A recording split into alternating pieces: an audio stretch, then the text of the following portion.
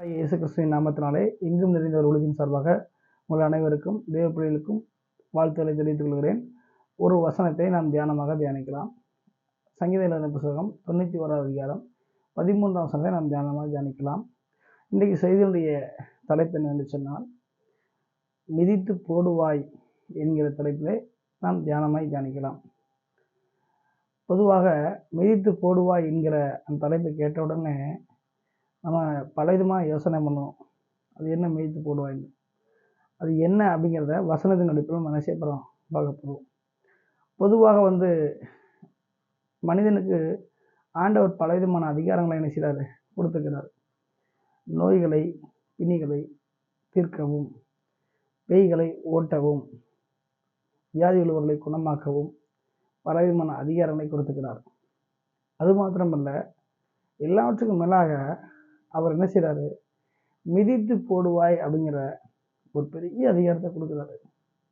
இன்னைக்கு நம்ம அநேகர் என்ன செய்கிறோம், நோயை குணமாக்குறது, பேயை ஓட்டுறது, வியாதியில் உள்ள சுகமாக்குறது, இதுதான் பெரிய அதிகாரம் அப்படின்னு நம்ம அதை மட்டும் நினச்சிட்டு இருக்கோம். அது உண்மைதான். அதையும் தாண்டி இன்னும் மிகப்பெரிய அதிகாரத்தை ஆண்டவர் கொடுத்துக்கிறார். அது என்ன அப்படின்னு பார்க்கும்போது, மிதித்து போடுவாய் அப்படிங்கிற அதிகாரத்தை கொடுக்குறாரு. அது என்ன மிதித்து போடுவாய் அப்படிங்கிறத நம்ம பார்ப்போம். சங்கீதம் 91:13 அழகா வசனம் சொல்லுது, நீ சிங்கத்தின் மேலும் வலுசர்ப்பத்தின் மேலும் நடந்து என்ன செய்யுது, சிங்கத்தின் மேலும் வலுசர்ப்பத்தின் மேலும் நீ நடந்து பாலசிங்கத்தையும் வலுசர்ப்பத்தையும் மிதித்து போடுவாய்ங்கார். ஒரு சிங்கத்தின் மேலும் பாம்பின் மேலும் நடந்து வலுசர்ப்பத்தையும் பாலசிங்கத்தையும் மிதித்து போடுவாய்ங்கார். அப்புறம் என்ன அர்த்தம், காட்டுக்கு போய் மீச்சிட்டு வாங்கிதாரா? அது இல்லை. இங்கே சொல்லுகிற வலுசர்ப்பம்னா பெரிய பெரிய பிரச்சனைகள், பெரிய பெரிய சாத்தானின் தந்திரங்கள்னு அர்த்தம். சிங்கம் அப்படின்னா அதுவும் ஒரு வகையான சாத்தானுடைய சூழ்ச்சின்னு அர்த்தம்.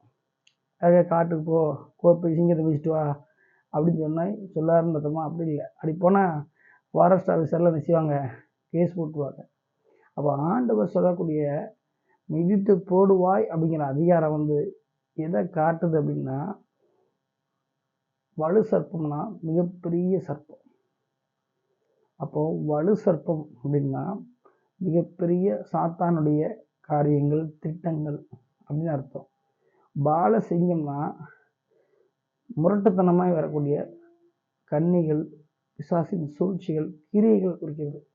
இவைகள் அனைத்தையும் நீ மிதித்து போடுவாய் அப்படின்னா அதை அடக்கி ஆழ்வாய், அதை ஒன்றும் இல்லாமல் தவிடுபடியாய் மாற்றுவாய்ன்னு சொல்லி அப்படிப்பட்ட வார்த்தை சொல்லி அதிகாரம் கொடுக்கிறார். நாம் இதை மறந்துடுறோம். மறந்து போய் கூட இருக்கிறவனை என்ன செஞ்சிருவோம், கோவப்பட்டு உன்னை மீச்சிருவோம் அப்படின்னு நம்ம சொல்லுவோம். மற்றவங்களை மீச்சிருவோம்னு சொல்லுவோம். ஆனால் மிதிக்க வேண்டியது கூட உள்ளவங்களையோ மற்றவங்களையும் இல்லை, சர்ப்பமாகிய சாத்தானையும் சிங்கமாகிய பிசாசின் கிரிகளையும் தான் மிதிக்க வேண்டும்.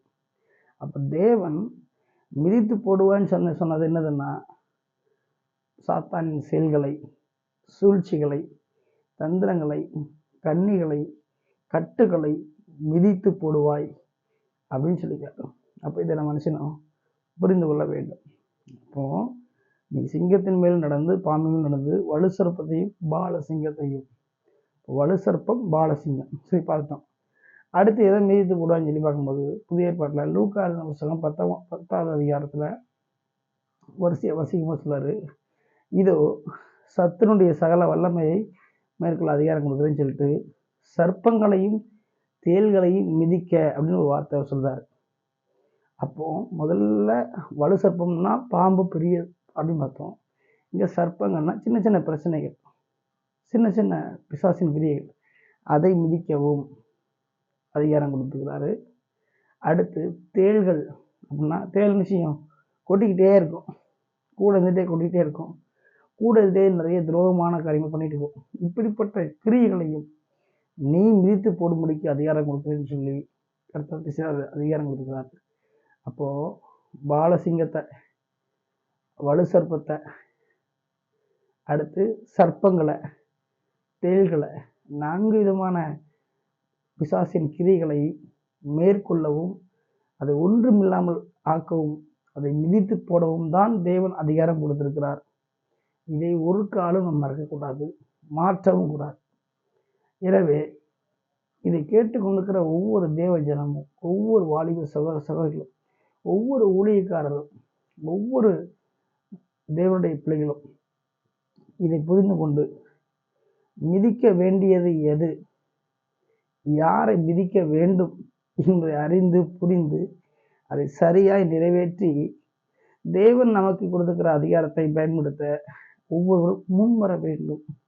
இதை படிக்காம, இதை தியானிக்காம, இதை புரிஞ்சுக்கிடாம நம்ம வாய்க்கு வந்தபடி மிதிச்சிருவேன், அப்படி பண்ணிடுவேன், இப்படி பண்ணுவேன்னு தெரியாமல் பேசிட்டு இருக்கிறோம்.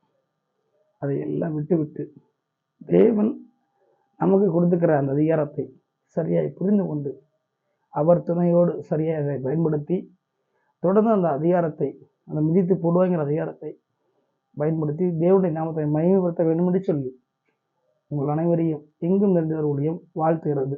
ஆமென்.